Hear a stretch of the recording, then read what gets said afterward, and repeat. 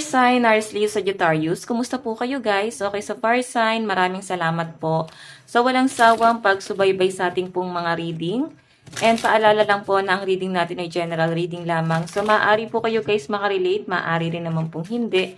Kaya gawing gabay lamang. So yan guys, ang binago na natin yung oras natin. No? Kasi parang, masyadong advance yung date pag nag-upload ako. So ginawa ko na siya guys, tuwing hapon na ako nag-upload. Okay, sa mga nagtataka, no, ba't laging late? Tuwing hapon na guys, kasi yung advance kasi masyado yung date ko. Okay?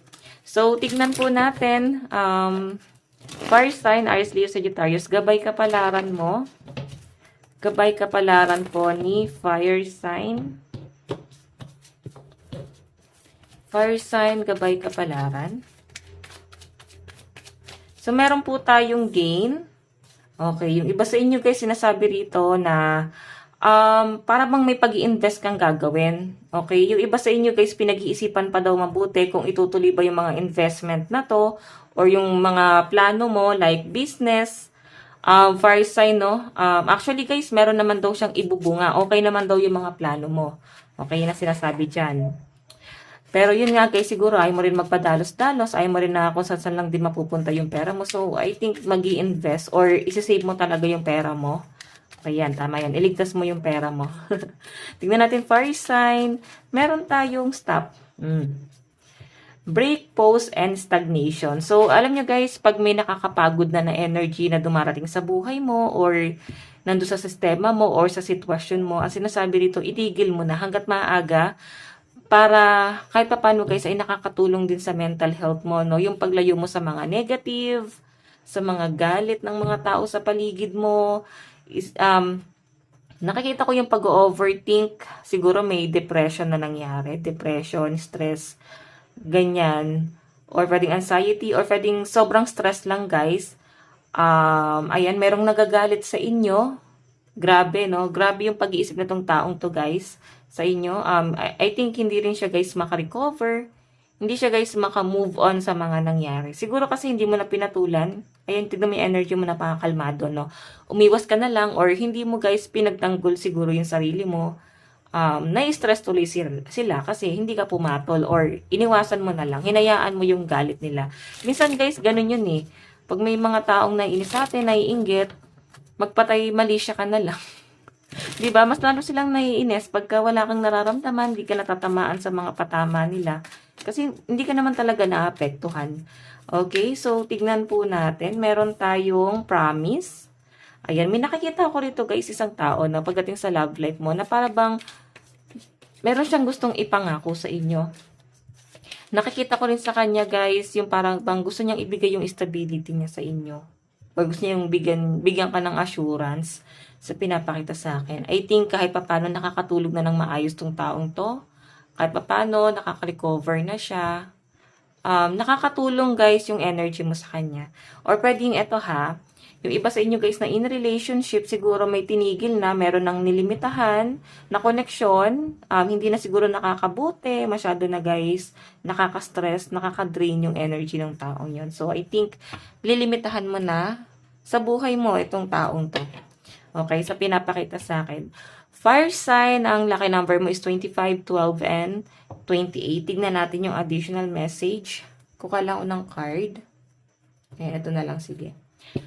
Additional message po kay fire sign, Aries, Leo, Sagittarius.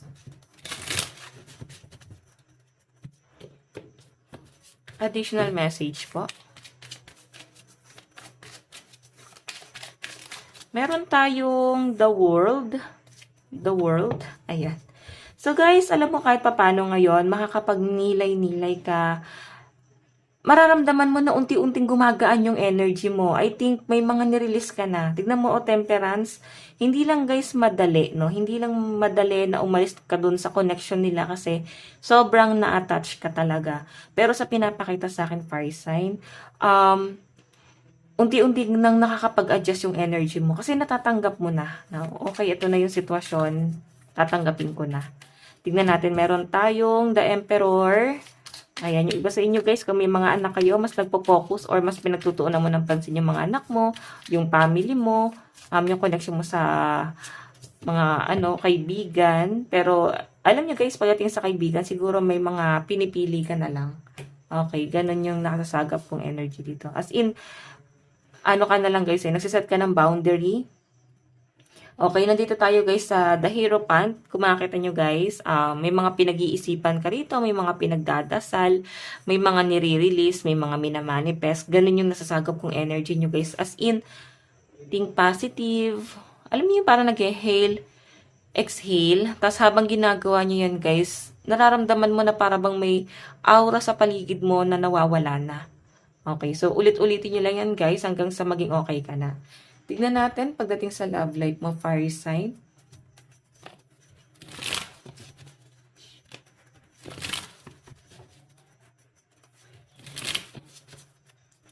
Okay, sa love life po ni fire sign, Aries, Leo, Sagittarius.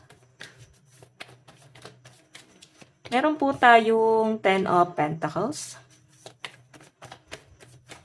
Parang merong pamilyang mabubuo o kakasabi ko lang.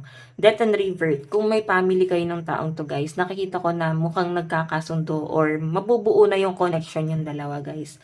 Nakikita ko yung loyalty ni person ngayon. I think sa pagpasok niya sa buhay mo, gusto niya guys na maayos na talaga. Wala nang kalokohan, wala nang kagaguhan. Gusto niyang bumawi guys. Meron tayong 4 of Wands. So, meron din ako nakita guys, wedding. So, I think yung iba sa inyo, may mga nagpaplano ng magpakasal dito. Ayan, may mga pregnancy. So, I think may dito guys, para bang nagpa-family planning. Okay. So, kung ano man to guys, 4 of Wands is parang celebration. Meron kayong isa-celebrate ng person mo. I think, alam mo na yung direction mo dito. Para bang pilit kang inaalis dun sa connection ng isang tao. Okay? Pilit kang inaalis doon at nakikita ko sa'yo, parang kailangan mong mag-focus dito. Mag-focus dito sa tamang tao. Maling tao kasi guys yung napipili ng iba sa inyo. So, may nakikita ako dito guys na unti-unti ka na makaka-move on, makaka-recover. Kung may masasakit na nangyari sa buhay mo, ngayon mas nakakapag-isip-isip ka, mas nakakapag-nilay-nilay sa nasasagap ko rito, no? So, tignan natin fire sign. Ano pang ipapakita pagdating sa daloy ng pera?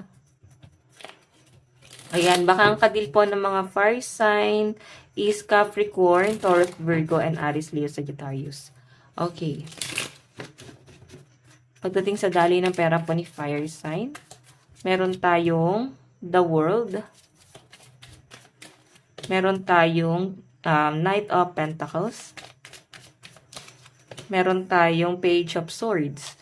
So guys, tignan mo ha, meron dito kasi guys biyahe. I think may biyahe yung iba sa inyo. Knight of Pentacles. Ayan, as in, mararamdaman mo yung pagod mo ngayon. Puro pahinga din ang gagawin ng mga fire sign kung ikaw ay may biyahe na ginawa.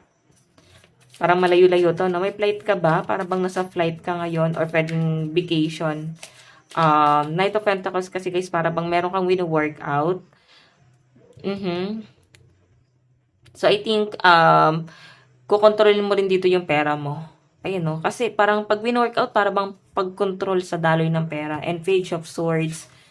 Ayan, ingat ka. Mukhang maraming hihingi ng tulong sa inyo, guys. Okay, and sinasabi rito, matuto kang tumanggi. Lalo na kung ikaw naman yung nahihirapan, fire sign. Sa panahong walang-wala ka, di ba? Walang-wala ka, tapos wala ka namang malapitan, tapos sila, madali ka nila guys na lalapitan. Okay? So, tignan natin ang inyong love advice. Love advice. Napakaganda nito guys, kasi new beginning to pagdating sa family nyo. Okay? May mga negative energy ka na i-release, as in focus ka na talaga sa positibo. Nakakatuwa kasi ikaw ay para bang straightforward na. Okay, love advice. Meron tayong very soon. So, wag ka daw magmadali pagdating sa love life mo. Yung iba sa inyo guys, nararamdaman ko yung parang inip na inip ka na. Wag ka daw mainip kasi darating at darating sa inyo yan guys. Okay, so tingnan pa natin. Meron tayong keep an open mind. Ayan yung iba sa inyo guys. Tamang inspire ka muna sa relationship ng iba. Na-inspire ka sa relationship ng iba.